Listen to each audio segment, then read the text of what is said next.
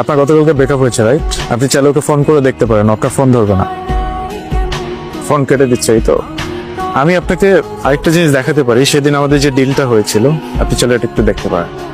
আমার লাইফের সব থেকে আদরের মানুষ তো হচ্ছে আমার ভাবিজি। রায়ের কসম, আমি আপনাকে পোল্টি মারবো। এখন তো বিশ্বাস হচ্ছে। আপনি কি শিওর সঞ্জু কাজটা করছে? ভুল বোঝাবুঝি হচ্ছে না তো, রাইট? আমি আপনাকে ছবি দেখিয়েছি, এই দুইটা প্রমাণই পেয়েছেন। আমার মনে হয় না এরপরে আর মেক শিওর করার কোনো কিছু প্রয়োজন আছে। আপনি সেদিন যেন কি বলছিলেন? আমি বলেছিলাম আমি আপনাকে পছন্দ করি। না, তারপরে কি বললেন? আমি বলেছিলাম আমি আপনাকে বিয়ে করতে চাই। আপনি পরশুদিন আপনার ফ্যামিলি নিয়ে আমার বাসায় আসেন। Are you sure? 100% শিওর।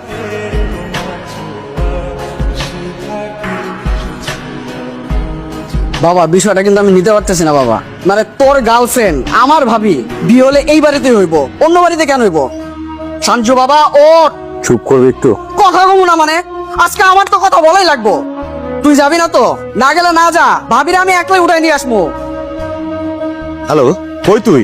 এক জায়গায় দাওয়াত খাইতে আসছিলাম, হঠাৎ করে রায় একটু অসুস্থ হয়ে পড়ছে।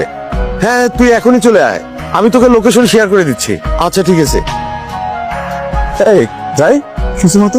কই আমার কি হয়েছে? তুমি দেরি করে আসছো কেন? শিওর মানে কি বে? দেখ তো চেনা যায় নাকি। আই চুপ কর। বিয়ে খেতে আসছিস? কিন্তু আমি তো তোকে দাওয়াত দিইনি, রাফিন দাওয়াত দিছে। কিন্তু ও তো তোকে দাওয়াত দেওয়ার কথা না। পেমেন্টটা তো পুরোটা পাইছিলি নাকি? কিসের পেমেন্ট বুঝতেছিস না? অ্যাডভান্সই পেয়ে যাওয়ার কথা, রাইট? কি বাকি ছিল? আচ্ছা যাই হোক, তোর সাথে একটা কথা ছিল। ঠিক কাজ করছে। এই থাপ্পড় ডিজার্ভ করে। ও একটা না, দুইটা থাপ্পড় ডিজার্ভ করে।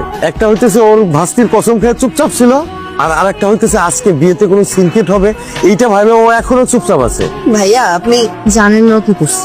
ও 1 লাখ টাকার বিনিময়ে নিজের ভালোবাসা, নিজের সম্পর্ক বিক্রি করে দিচ্ছে। তুমি জানো না, সবকিছু আমি ঠিকই জানি। এই কথা বল ভাই প্লিজ কথা বলুন ভাই। তুই কথা বলো না কেন? কথা বলবে না তো এখন? ও রায়ের কসম কাটছে না? তুমি ওরা বিয়ের জন্য প্রেশার দিছিলা না? ও গেছিল ভাইয়ার কাছে, কিন্তু ভাইয়া ওকে সাপোর্ট করে নাই। মাঝখান দিয়ে প্ল্যানটা আমার ছিল। আমি ওকে বলছিলাম যে ওর তো একটা ভালো গুণ আছে, মানুষের রিলেশনশিপ করায় দেয়। তো ওইটার মাধ্যমে যদি কিছু টাকা ইনকাম হয় তাহলে সমস্যাটা কোথায়? ওই টাকা দিয়ে কিছু বিজনেস করতে পারবে। প্ল্যান ভালো মতোই আগাইতেছিল, সবকিছু ঠিকঠাক ছিল, কিন্তু মাঝখান দিয়ে এই লোকটার সাথে পরিচয় হয়েছে। আর দেখো কিছুই বলতেছে না। তোমরা দুজনে আসলে স্টুপিড। দুজনকে ভালোবাসা না, এটা সম্পূর্ণ মিথ্যা বললো তোমরা। না হলে আজকে এই সিচুয়েশন তৈরি হতো না। ও যা বলতেছে এগুলো কি ঠিক? আমি ভাবছি তুই ভালোই থাকবি। আমি অন্য স্বপ্নে ভাবিনি যে তুই অন্য লোকে বিয়ের জন্য হ্যাঁ বলে দিবি। আপনি আমাকে মিথ্যা বলছেন কেন? মা, এগুলো কি হচ্ছে মা? বাবা আমি তোমাকে সব বুঝাই বলবো। আপনি আমাকে মিথ্যা বলছেন কেন? এখন মানুষজন আছে এটা সিনক্রেট হবে। মিথ্যা তো মিথ্যা না, এগুলো তো ঘটছে, কন্ট্রাক্ট তো হয়েছে, সে তো টাকা নিচ্ছে। ভাতিজি কসম কাটছে বলে নাই, এটা একটা ব্যাপার, আর আরেকজনকে 1 লাখ টাকার বিনিময়ে বেচে দিচ্ছে, দুটো ডিফারেন্ট ব্যাপার। আপনি মিথ্যা বলছেন কেন? বিয়েটা কর মা, আমি বাবা হয়ে হাত জোড় করে চাই মা, বিয়েটা কর। আমি তোর সাথে অনেক খারাপ বিহেভ করছি, কিন্তু এখন আমার কিছু করার নাই। মাফ করে দিস আমাকে। হ্যাঁ